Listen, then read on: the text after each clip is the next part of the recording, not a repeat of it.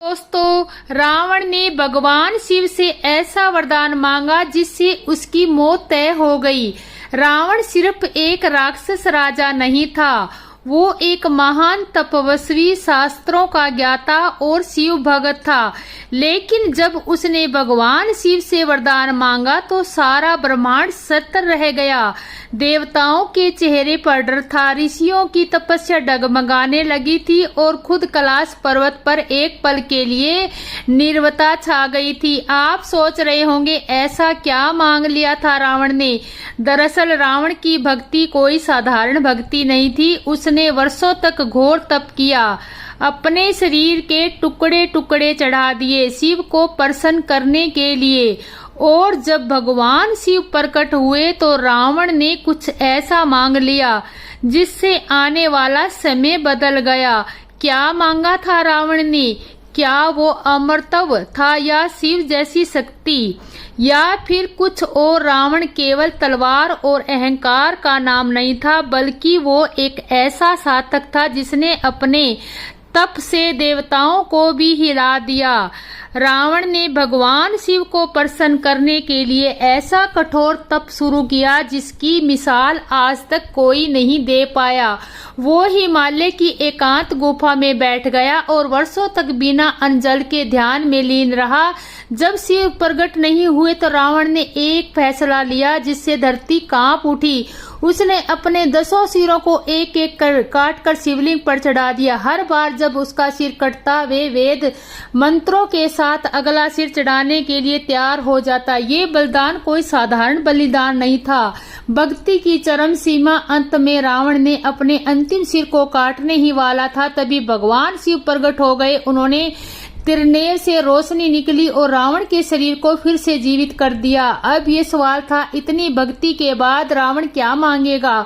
क्या वो अमरत्व मांगेगा या तीनों लोकों पर अधिकार, या कुछ ऐसा जो शिव को भी सोचने पर मजबूर कर दे? जब भगवान शिव रावण के सामने प्रकट हुए तो वो मुस्कुराए और बोले, रावण तुम्हारी भक्ति से मैं प्रसन्न हूँ, वर मांगो। अब यहाँ हर कोई सोचता है रावण अमृत मांगेगा या स्वर्ग का राज, लेकिन नहीं, रावण की मांग ने खुद शिव को भी चौंका दिया। रावण ने कहा, हे महादेव, मुझे ऐसा वरदान जो कोई भी देवता, दानव, गर्दन, यज्ञ, नाग या असुर मुझे पराजित न कर सके।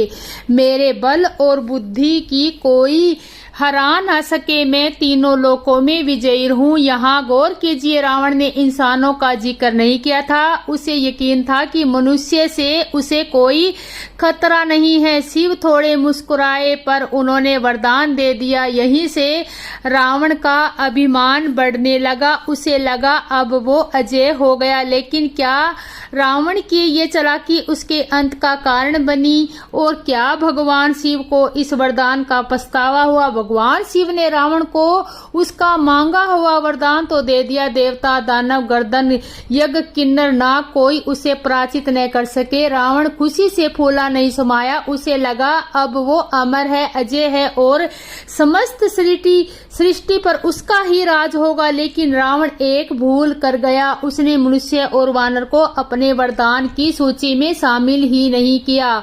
क्यों? क्योंकि उसे लगा कि ये छोटे प्राणी है, ना के बराबर, इससे क्या खतरा होगा। लेकिन यही उसकी सबसे बड़ी चूक थी, क्योंकि भविष्य में भगवान विष्णु ने श्री राम के रूप में मनुष्य अवतार लेकर उसी अवशिष्ट वर्ग के रावण का अंत किया। शिव ने रावण को वो दिया जो उसने मांगा, लेकिन नहीं दिया वो उसे सच में चाहिए था। विवेक, अब सवाल उठता है, क्या रावण को अपने वरदान का घमंड हो गया था? क्या उसने खुद को भगवान से भी बड़ा समझ लिया? वरदान मिलते ही रावण का रूप ही बदल गया।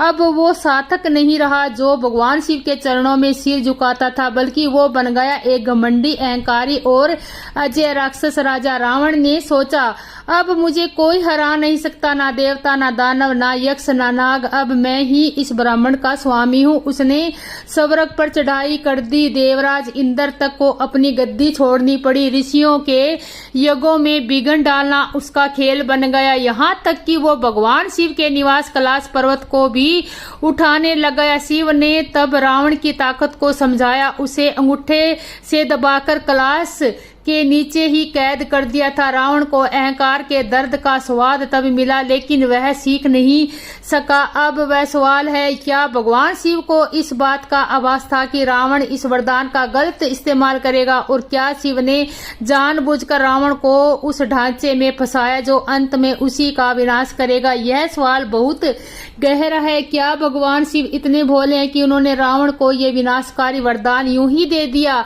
या फिर वह उनके त्रिकालदर्शी रूप का हिस्सा था? शिव को सब पता था। वो जानते थे कि रावण सिर्फ एक शासक नहीं बल्कि भविष्य में धर्म पर भारी पड़ने वाला एक अहंकारी राजा बनने वाला है, और वो ये भी जानते थे कि रावण का अंत तभी होगा तब उसका अहंकार उसे उसकी हार तक ले जाएगा। इसलिए शिव ने उसे वो ही दिया जो उसने मांगा, न ज्यादा न कम। शिव ने रावण को खुद अपने हाथों से नहीं रोका, बल्कि ऐसा वरदान दिया जिसमें उसका अंत छिपा था।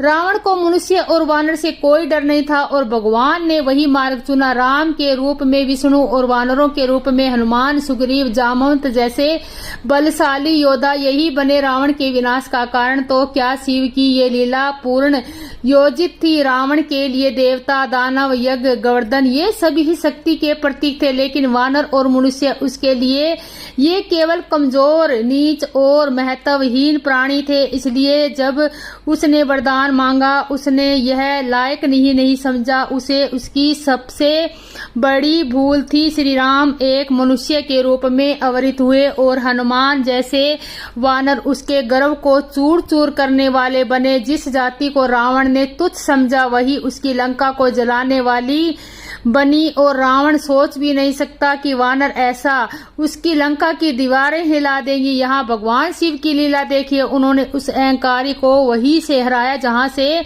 उसने कभी खतरे की कल्पना भी नहीं की थी। तो क्या यह महज सहयोग था या शिव की भविष्यदर्शिता का परिणाम? रावण द्वारा कैलाश पर्वत उठाने की घटना केवल शक्ति प्रदर्शन नहीं थी, ये एक चेतावनी भी थी जिसे रावण ने नहीं समझा। जब रावण ने कैलाश को उठाने का प्रयास किया तो भगवान शिव ने केवल अपने अंगूठे से पर्वत को दबा दिया।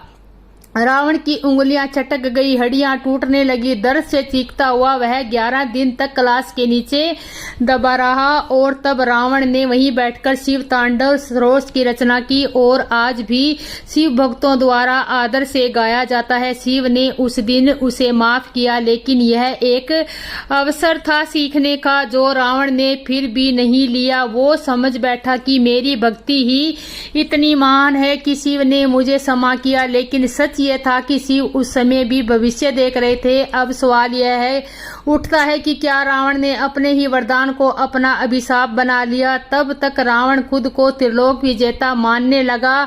वरदान का नशा उसके सिर चढ़ चुका था। उसे लगा था कि शिव अब भी उसके अधीन है, क्योंकि वह उसका परम भगत है और उन्हें प्रसन्न कर चुका है। लेकिन वो ये नहीं समझा कि शिव भक्ति से बंधते हैं, अहंकार से नहीं। रावण ने अपने ही वरदान को कवच बना लिया और संसार को भूल गया। हर शक्ति का एक संतुलन होता है। जब शक्ति का संतुलन टूटता है तो वही शक्ति विनाश का कारण बन जाती है। उसने सोच लिया था देवता कुछ नहीं कर सकते और मनुष्य वानर वो मेरे समान धूल है, लेकिन रावण भूल गया कि भगवान की योजना समय से आगे चलती है, और यही वरदान जिसने मनुष्यों को छोड़ दिया था बना उसका नीति निर्पित अभिशाप। अब सवाल है, क्या रावण को अपने विनाश का कोई पूर्वाभास हुआ था? रावण जितना बलशाली था उतना ही ज्ञानी भी था। वो वेदों का ज्ञाता था, ज्योतिषी और तंत्र का ममरस था। उसने जब सीता का हरण किया तब भी मंदोदरी ने उसे समझाया, यह स्त्री अपराजेय है,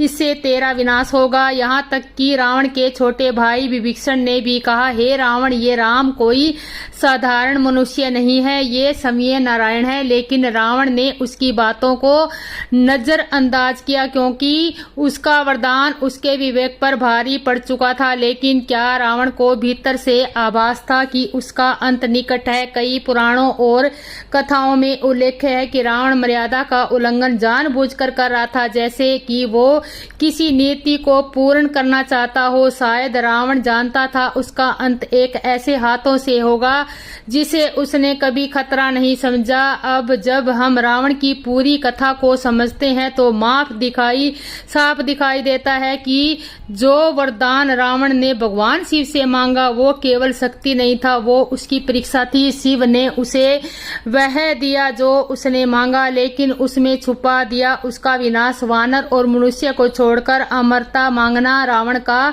सबसे बड़ा भ्रम था। तो ये भूल गया कि परमात्मा की योजना सबसे सूक्ष्म होती है। उसके सामने कोई तीर तलवार नहीं, बल्कि सीता का मौन, राम का धर्म और हनुमान की भक्ति काम आए। शिव ने रावण को उसकी इच्छा से पराजित कराया। तो अब आप सोचिए, क्या शक्ति मांगना पाप था? नहीं, पाप था उस शक्ति को अहंकार में बदलने देना। और शिव को बस न्याय करते हैं अपने ही तरीके से। अब सवाल आपके, अगर आपको रावण जैसा कोई वरदान मिले तो आप क्या उसका इस्तेमाल धर्म के लिए करेंगे या खुद के लिए? नीचे कमेंट में बताएं और लाइक करें, सब्सक्राइब करें। जय सिया राम दोस्तों।